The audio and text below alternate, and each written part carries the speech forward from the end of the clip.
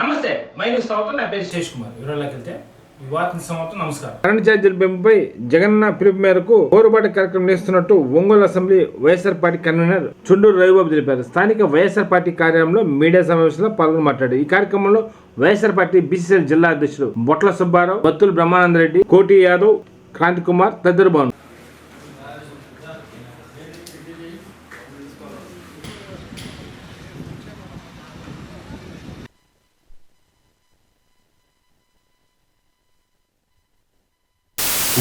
కూర్చోండి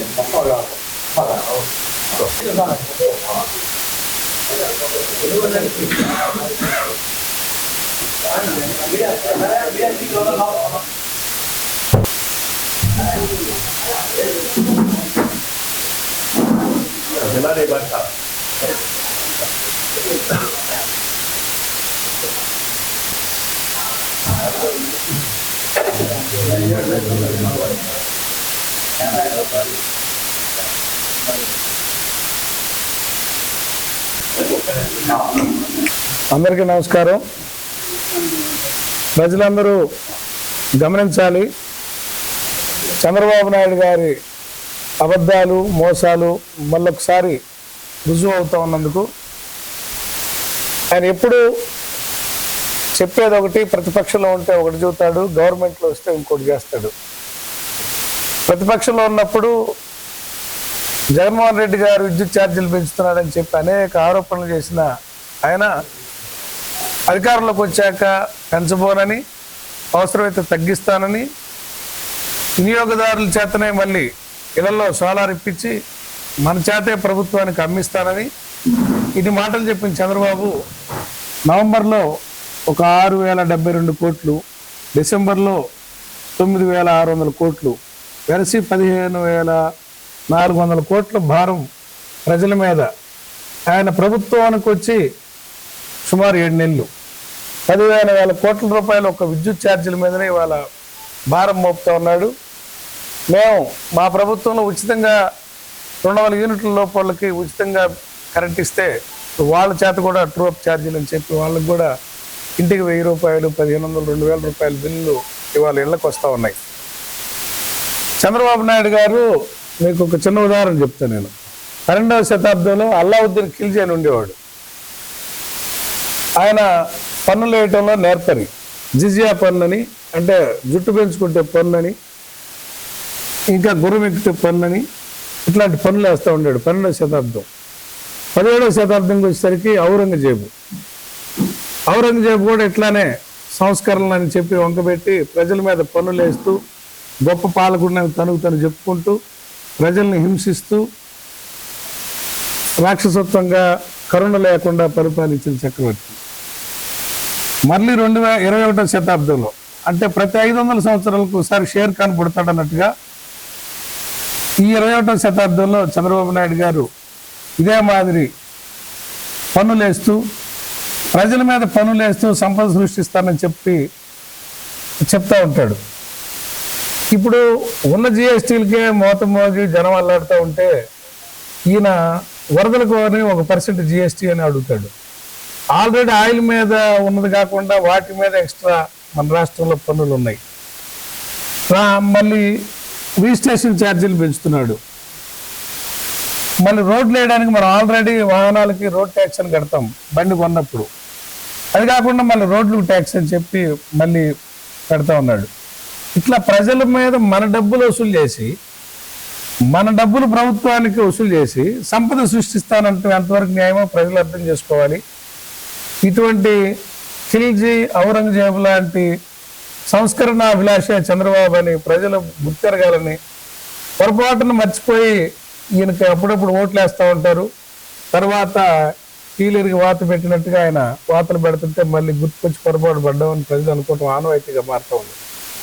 ప్రజలారా, వైఎస్ఆర్ పార్టీ మీ తరఫున ఈ కరెంటు ఛార్జీలు తగ్గించేందుకు పోరాటానికి సిద్ధమైంది. జగన్మోహన్ రెడ్డి గారి నాయకత్వంలో పిలిపించాడు. మేమందరం మీ అందరి తరఫున ఛార్జీలు వెనక్కి తీసుకోవాలని చెప్పి రేపు 27వ తేదీన మేము పోరుబాట్లాగా ముందు పెద్ద ఎత్తున అన్ని నియోజకవర్గాల్లో రాష్ట్ర వ్యాప్తంగా ఒక కరెంట్ అధికారులకి ఒక ర్యాలీలుగా వెళ్ళి రిప్రజెంటేషన్లు తెలుగుదేశంలో ఇవ్వదలుచుకున్నాం. అట్లానే ఒంగోలులో కూడా చర్చ్ సెంటర్లోని రాజశేఖర రెడ్డి గారి బొమ్మ వద్ద నుంచి ఎస్సీ ఆఫీస్ దాకా మేము మా శ్రేణులందరూ ర్యాలీగా వచ్చి వాళ్ళకి వినతి పత్రం ఇచ్చి మా నిరసన తెలియజేసి మేము పార్టీ తరఫున ఛార్జీలు తగ్గించే వరకు పోరాడతామని అది మొదటి ప్రయత్నం అని చెప్పి సందర్భంగా పిలిపిస్తూ ఉన్నాం.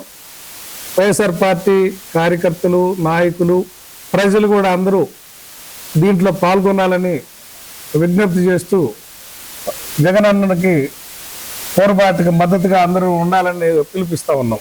జిల్లా బీసీల అధ్యక్షుడిగా పనిచేస్తున్నాను. రేపు 27వ తారీఖు జరగబోయే విద్యుత్ ఛార్జీలపై ర్యాలీ, అలాగే అనవర్పాడులో ఉన్నటువంటి విద్యుత్ కార్యాలయంలో ఎస్సీ గారికి రిప్రజెంటేషన్ కార్యక్రమం జరుగుతుంది.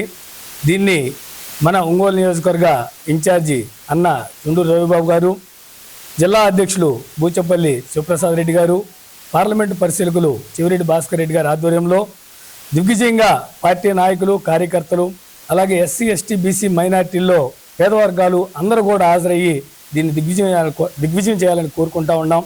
ముఖ్యంగా చంద్రబాబు నాయుడు గారు అనేక ఎన్నికల హామీల్లో భాగంగా మేము వస్తే విద్యుత్ ఛార్జీలు పెంచమని చెప్పి, మేము ఎటువంటి అదనపు పన్నులు వేయకుండా సంపద సృష్టిస్తామని చెప్పారు. మరి ఆయన వరద సెస్ అని, అలాగే తుఫాన్ సెస్ అని పెట్టబోతారు.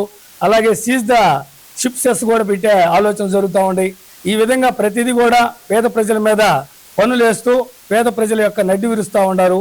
ఒక పక్క అమ్మఒడి, విద్యా దీవెన, వసతి దీవెన, జగనన్న ఇళ్ళు కానీ ఇటువంటివి కూడా పంపిణీ చేయకపోగా పేద ప్రజలంతా నష్టపోతూ ఉంటే గత 6 నెలల్లో అనేక పన్నులు పెంచుకుంటూ, అలాగే గ్రామీణ రోడ్లలో కూడా రోడ్లు వేస్తే వాటికి టోల్ ట్యాక్స్లు వేస్తామని భయపెట్టి భయభ్రాంతులకు గురి చేసే పరిస్థితి ఏర్పడతా ఉంది. ఇవన్నీ కూడా మొన్న జరిగిన 13వ తారీఖు జరిగిన రైతు సమస్యలపై జరిగిన ర్యాలీని దిగ్విజయం చేశారు.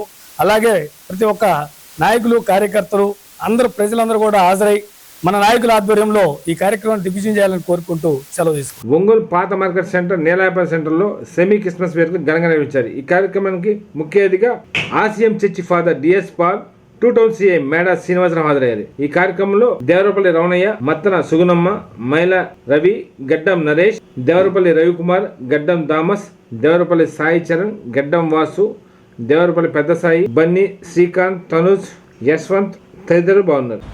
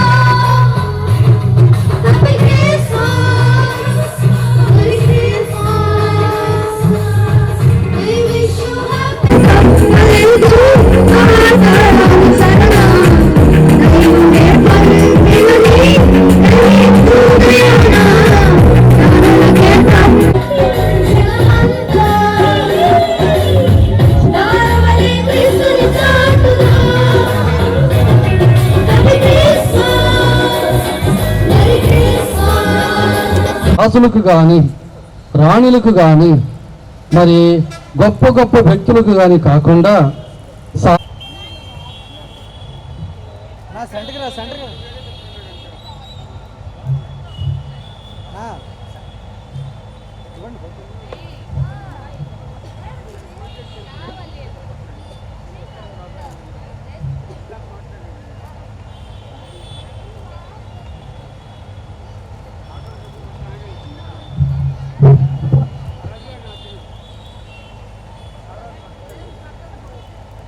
వారి ప్రార్థనకి చాలా ఇష్టము.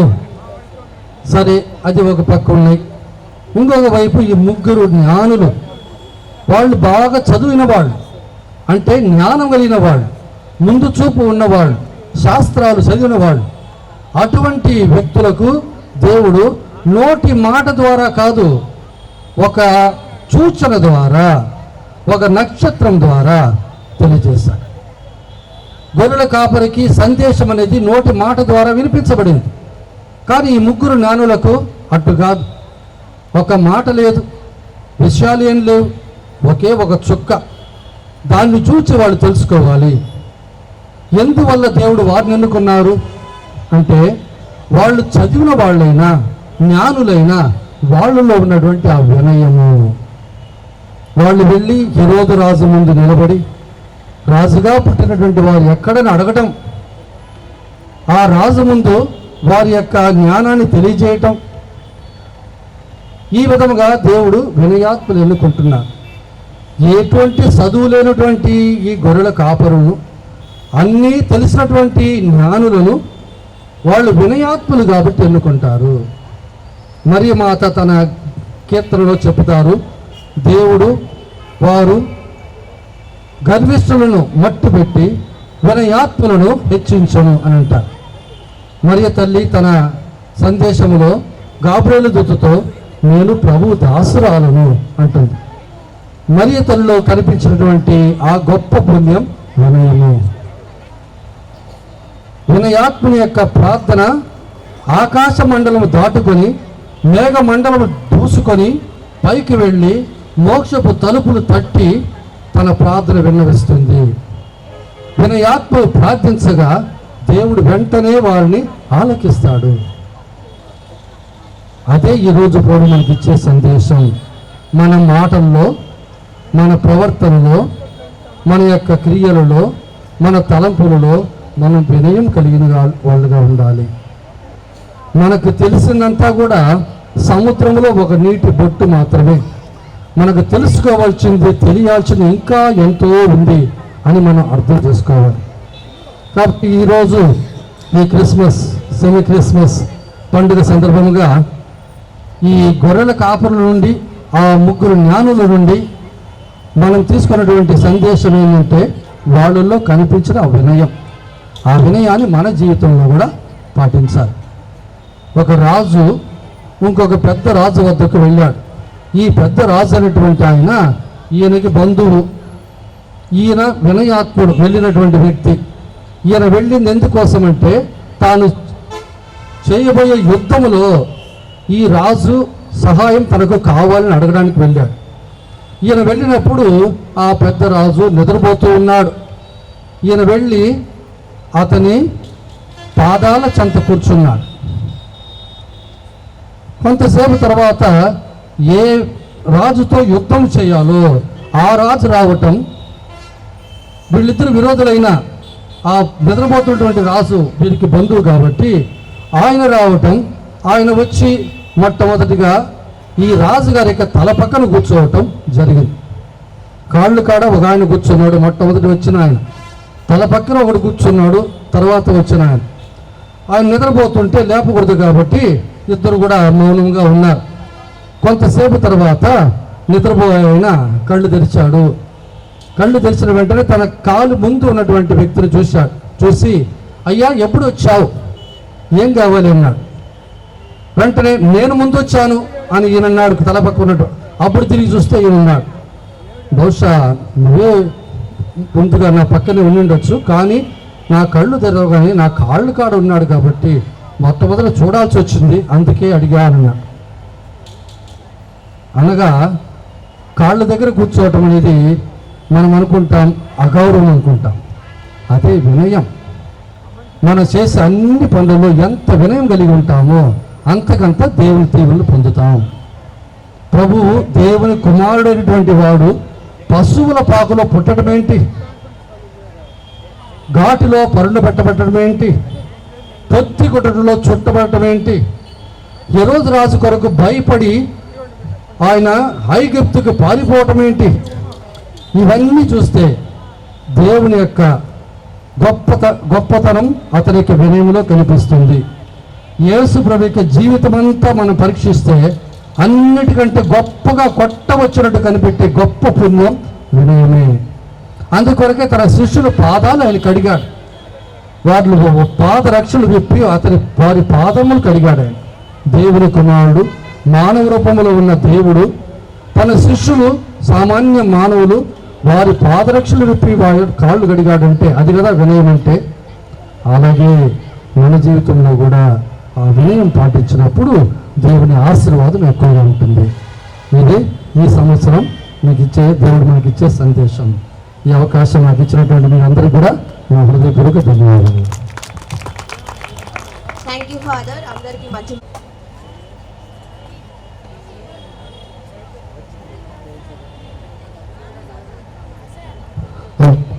ఇప్పుడు మన PTFCA గారు మన 2 వాక్యాలు చెప్తారు దేవుడి గురించి. అందరికీ నమస్కారం. ఈరోజు మనం సెమీ క్రిస్మస్లో భాగంగా ఇక్కడికి సమావేశమైనందుకు పోయేటువంటి క్రిస్మస్ సందర్భంగా కూడాను ముందుగానే శుభాకాంక్షలు తెలుపుతున్నాను. మనం ఇలాంటి పండుగల్ని చేసుకోవడానికి ముఖ్య కారణాలు మనమంతా కూడాను యూనిటీగా ఉన్నామని, మనమంతా కూడాను మంచి మార్గంలో నడుస్తున్నామని చెప్పే సందేశానికి నిదర్శనాలే ఈ పండుగలు. ఇలాంటి పండగ వాతావరణంలో మనం ఎలాగైతే యూనిటీగా ఉన్నామో ఇదే యూనిటీని మనం చేయబోయే ప్రతి కార్యంలో కూడాను ఉండి సమాజానికి మంచి చేయాలని, తద్వారా దేవుని రాజ్యం పరలోకంలో కంటే ఈ యొక్క భూలోకంలోనే స్థాపించాలని చెప్పేసి మీ అందరినీ మనస్ఫూర్తిగా కోరుకుంటున్నాను. ఎందుకంటే దేవుడు చెప్పినటువంటి వాక్యాల్లో నాకు నచ్చినటువంటి ఒక వాక్యం, నిన్ను వలే నీ పొరుగు వారిని ప్రేమించు. ఇది నేను చర్చికి వెళ్ళినప్పుడు ప్రతి సందర్భంలో కూడాను చూసినటువంటి వాక్యం. నాకు అప్పుడే ఒక సందేశం వచ్చింది, నిన్ను వలే నీ పొరుగు వారిని కూడా ప్రేమించు అంటే నా పొరుగు ఉండేటువంటి వాళ్ళందరూ కూడాను ప్రతి సందర్భంలో కూడా మారుతూనే ఉంటారు. కానీ మరి నిజంగా ప్రేమించాల్సింది ఎవరు అని చెప్పేసి దైవికంగా తెలిసినటువంటి వ్యక్తుల్ని అడిగినప్పుడు చెప్పినటువంటి సందేశం ఏంటంటే, ప్రతి మనిషికి కూడాను ఆత్మ ఉంటుందని, ఆత్మ ఉందని మనకి గుర్తు చేసేటువంటి మనసు ఉంటుందని, ఆ మనసుని మేల్కొల్పాలి అంటే మనం మెలకుగా ఉన్నప్పుడు ఉన్నటువంటి ఈ శరీరమే దానికి వాహకం అని తెలుసుకున్నాను. ఆ సందర్భంలోనే నాకు తెలిసింది, మనం ప్రేమించవలసింది మన శరీరాన్ని మనం ఎలా ప్రేమిస్తామో దాంతోపాటే మనకు కనపడనటువంటి మనసును కనుక ప్రేమించగలిగితే, ఈ మనసుని దేవునికి కనుక సమర్పించగలిగితే మన ఆత్మ పరిశుద్ధం అవుతుంది. పరిశుద్ధమైనటువంటి ఆత్మ మాత్రమే దేవునికి ఉపయోగపడుతుంది. కాబట్టి మనం మన శరీరాన్ని శుద్ధి చేసుకున్న విధంగానే ప్రతినిత్యం కూడాను మనసుని శుద్ధి చేసుకొని, ఆ శుద్ధి చేయబడినటువంటి మనసు ద్వారా ఆత్మని శుద్ధి చేయాలని చెప్పేసి ఈ సందేశంగా నాకు పెద్దలు చెప్పినటువంటి సందేశంగా నేను ప్రతినిత్యం కూడాను నేను నా శరీరాన్ని శుద్ధి చేసుకునే క్రమమే కాకుండాను మనసును కూడా శుద్ధి చేసుకునేలాగా ప్రతిరోజు కూడాను నేను ఆ దేవుణ్ణి వేడుకుంటూ ఉంటాను. అలానే మీ అందరూ కూడాను వేడుకోవాలని చెప్పి కోరుకుంటా ఉన్నాను. ఎందుకంటే ఈ లోకంలో దేవుడు ఏది ఇచ్చినా కానీ అవంతా కూడా కేవలం తాత్కాలికాలే. శాశ్వత దేవుని స్థానంలో కనుక, దేవుని యొక్క హృదయంలో కనుక మీకు కనుక స్థానం ఇవ్వగలిగితే అది మాత్రమే నిజమైంది. కాబట్టి మీ మనసులో దేవుడికి ఆలయాన్ని నిర్మించి దేవుడితోనే మీరు అనునిత్యం మాట్లాడాలి అంటే ఏకాంత మందిరాన్ని ఎంచుకొని ప్రతినిత్యం కూడాను ధ్యానం చేస్తూ మనసులో మంచిగా స్మరించుకుంటూ ముందుకెళ్తానని చెప్పి కోరుకుంటా ఉన్నాను. అందువల్ల ఈ లోకంలో వచ్చినటువంటి బంగారాలు తాత్కాలికమే. మనకున్నటువంటి అందాలు, మనకున్నటువంటి ఆరోగ్యాలు, మనకున్నటువంటి శరీరాలు, మన చుట్టూ ఉన్నటువంటి బంధువులు, మనకున్నటువంటి బంగ్లాలు, మనకున్నటువంటి కార్లు అన్నీ కూడా తాత్కాలికమైన విషయాన్ని గుర్తించి మీరు ప్రతినిత్యం కూడా మనసును మేల్కొల్పి ఆత్మను శుద్ధి చేసుకుంటూ పరమాత్మలో చేరుకోవడానికి కావాల్సినటువంటి మార్గాన్ని ఎంచుకుంటారని చెప్పి మనస్ఫూర్తిగా కోరుకుంటూ ఈ అవకాశాన్ని ఇచ్చి నన్ను ఇక్కడ మీ అందరి దగ్గరికి తీసుకొచ్చిన మన పెద్దలందరికీ కూడాను, మరియు మన వేదిక మీద ఉన్నటువంటి ఫాస్టర్ గారికి, వేదిక ముందు ఉన్నటువంటి మీ అందరికీ కూడాను మరొకసారి క్రిస్మస్ శుభాకాంక్షలు తెలుపుకుంటూ సెలవు తీసుకుంటున్నాను.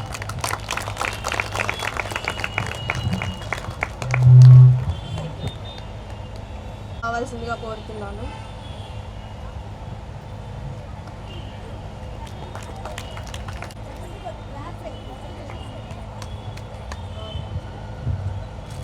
అలాగే ముత్తన గుణ గారు,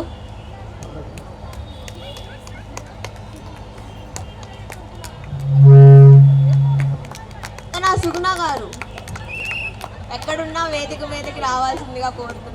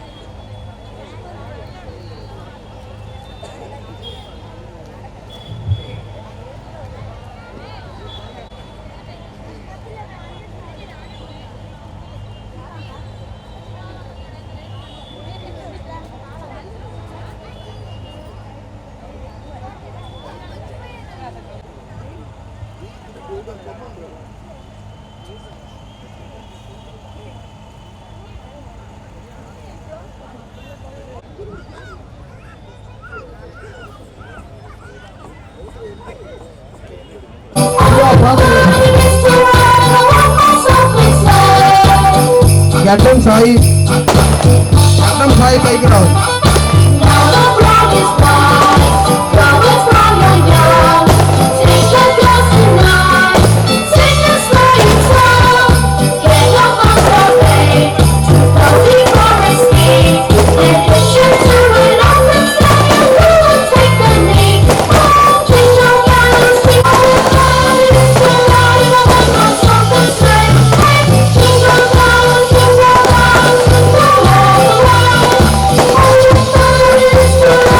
Oh,